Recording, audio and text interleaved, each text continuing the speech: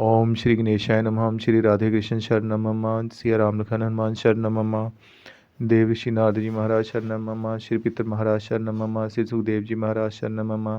प्यारे प्रभु जी, आइए हम सप्तम स्कंद के 5वें अध्याय की कथा श्रवण करें। प्यारे भक्तजनों, आइए हम 5वें अध्याय की कथा श्रवण कीजिए। बहुत प्रेम से कथा श्रवण कीजिए। हिरण्यकशिपु द्वारा प्रहलाद को मारने का प्रयत्न करना। नारद जी बोले, हे धर्मराज, भगवान शुक्राचार्य दैत्यों पर क्रोधित थे। उनके पुत्र षंड और अमक प्रहलाद को तथा अन्य दैत्यों के बालकों को पढ़ाते थे। प्रहलाद गुरु जी के पाठ को याद करके उन्हें सुना देते थे, किंतु उनका मन किसी और ही वस्तु में लगा रहता था। एक दिन हिरण्यकशिपु ने अपने पुत्र को गोद में बिठाकर उससे पूछा कि हे पुत्र, तुम्हें कौन सी बात उत्तम लगती है। प्रहलाद जी ने कहा, हे पिताजी, मुझे तो यह संसार अच्छा नहीं लगता। यह झूठा प्रपंच है। इस सब को छोड़कर वन में जाकर भगवान का भजन करना ही अच्छा लगता है। नारद जी बोले, प्रहलाद की ऐसी बात सुनकर हिरण्यकशिपु हंस पड़ा और बोला, बच्चों की भली प्रकार से देखरेख ना होने पर उनकी बुद्धि ऐसे ही बिगड़ जाती है। मालूम होता है कि गुरु के यहाँ वैष्णव ब्राह्मण छिपे रहते हैं। उन्होंने इस बच्चे को बहकाया है। दैत्यराज ने पुरोहितों को समझाकर प्रहलाद को उत्तम शिक्षा देने का आदेश दिया। पुरोहितों ने प्रहलाद को पुचकार कर कहा, हे बेटा, तुम्हारी यह उल्टी बुद्धि कैसे हो गई? तुमको किसी ने बहकाया है अथवा स्वयं ही तुम्हारी बुद्धि ऐसी हुई है? प्रहलाद जी ने कहा, हे गुरुदेव, मनुष्य भगवान की माया में मोहित होकर अपना तथा पराई का भेद मानते हैं। जब उन भगवान की कृपा होती है तब मनुष्य की मैं मेरे की पाश्विक बुद्धि नष्ट हो जाती है। आत्मा तथा परमात्मा के स्वरूप का ज्ञान होने पर वह अपने पराई का भेद भूल जाता है। आप लोग मेरी बुद्धि को बिगड़ी समझते हैं, किंतु वास्तव में ऐसा नहीं है। मेरा चित्त स्वयं ही संसार से उठकर परब्रह्म परमात्मा की ओर जा रहा है। नारद जी बोले, भक्त प्रहलाद के ऐसे वचन सुनकर बेचारे पुरोहित डर गए और उस बच्चे को डराने के लिए बेंत लेकर धमकाने लगे। वह बोले, हे, यह दुर्बुद्धि दैत्य कुल में विष्णु रूपी कांटा कहाँ से उत्पन्न हो गया? विष्णु इस दैत्य वंश के लिए कुठार के समान है और यह बेंत के समान है। गुरुजनों ने उसे साम दाम दंड भेद सब प्रकार से समझाया है। तब वह उसे उसकी माता के पास ले गए। माता ने उसे नहला धुलाकर वस्त्राभूषण से सजा दिया। तब सेवकगण प्रहलाद को पिता के पास ले गए। हिरण्यकशिपु ने उसे कंठ से लगाकर आशीर्वाद दिया तथा गोद में बिठाकर पुत्र से पूछने लगे। हिरण्यकशिपु ने बोला, हे बेटा, तुमने इतने दिनों की शिक्षा में कौन सी नई बात सीखी है, वह हमें सुनाओ। प्रहलाद ने कहा, हे पिताजी, विष्णु भगवान की भक्ति 9 प्रकार से होती है। उनके गुण, लीला, नाम आदि, उनका कीर्तन, उनके रूप गुण नाम का स्मरण, उनके उन चरणों की सेवा अर्चन वंदना तथा पूजा करना, दास्य तथा सरल भाव से पूजा करना तथा आत्म निवेदन कर देना। इस तरह 9 प्रकार की भक्ति मानी जाती है। मैंने अब तक उसी का अध्ययन किया है। गुरुजी ने मुझे यह नहीं सिखाया है।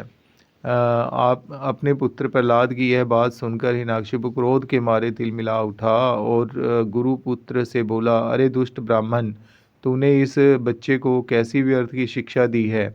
तूने छिपे छिपे मित्र भाव दिखाकर शत्रु का काम किया है।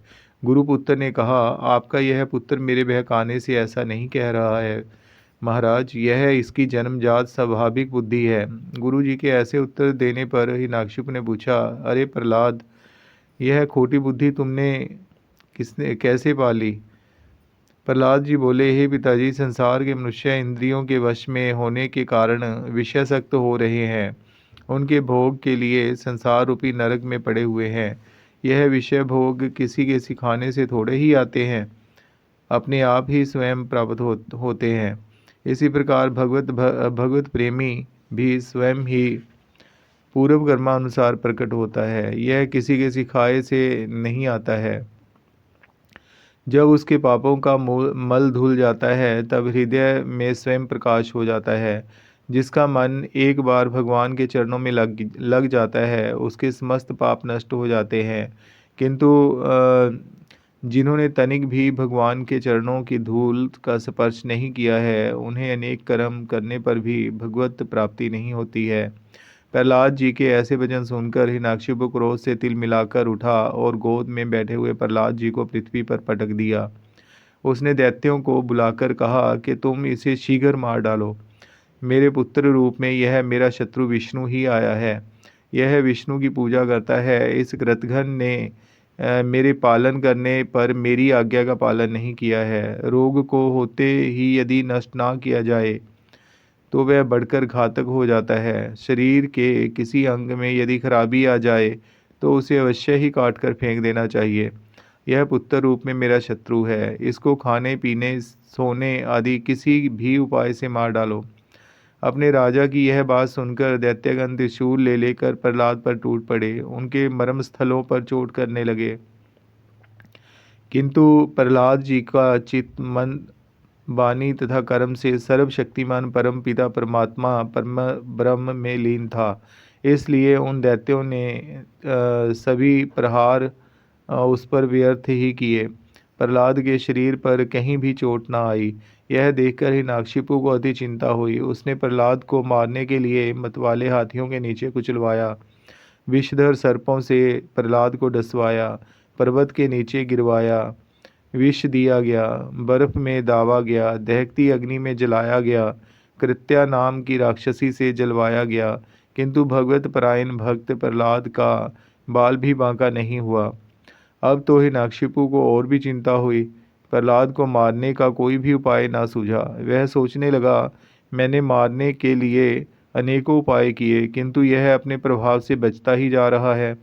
यह बालक समझदार तथा निर्भय भाव से मेरे पास रहता है। अवश्य ही इसमें कोई अपूर्व समर्थ है। बड़ा होने पर यह मेरी करतूतों को याद रखकर मुझसे शत्रुता करेगा। उसकी शक्ति अथाह है। अवश्य ही यह मेरा काल है। ऐसा कहकर हिरण्यकशिपु अति चिंताकुल हो गया। दैत्यराज की यह दशा देखकर गुरुपुत्र षंड और अमाक ने एकांत में समझाया, हे राजन, आप चिंता न करें। हमारे पिता शुक्राचार्य जी के आने तक इसको वरुण पाश में बांधकर अपने पास रखो। संभवतः हमारे उपदेश तथा गुरुजनों की सेवा से आगे इसकी बुद्धि संभल जावे। हिरण्यकशिपु ने गुरुपुत्रों की यह बात सुनकर प्रहलाद को फिर से पाठशाला में भेज दिया। गुरुपुत्र अर्थ धर्म काम इन तीनों पुरुषार्थों की शिक्षा प्रहलाद को देने लगे। एक दिन गुरुजी कहीं बाहर चले गए, तब प्रहलाद जी ने सब असुर बालकों को अपनी मधुर वाणी से अपने पास बुला लिया और भक्ति का उपदेश करने लगे। बोलिए श्री कृष्णचंद्र भगवान जी की जय। स्वामी राधा रानी महारानी जी की जय। सिया राम लखन हनुमान जी की जय। श्री पितर महाराज जी की जय। देव ऋषि नारद जी महाराज जी की जय। श्री सुखदेव जी महाराज जी की जय। प्यारे भक्तजनों, अब हम सप्तम स्कंद के 5वें अध्याय की कथा को यहीं पर विश्राम देते हैं। 6वें अध्याय की कथा हम कल श्रवण करेंगे। तब तक के लिए जय श्री राम।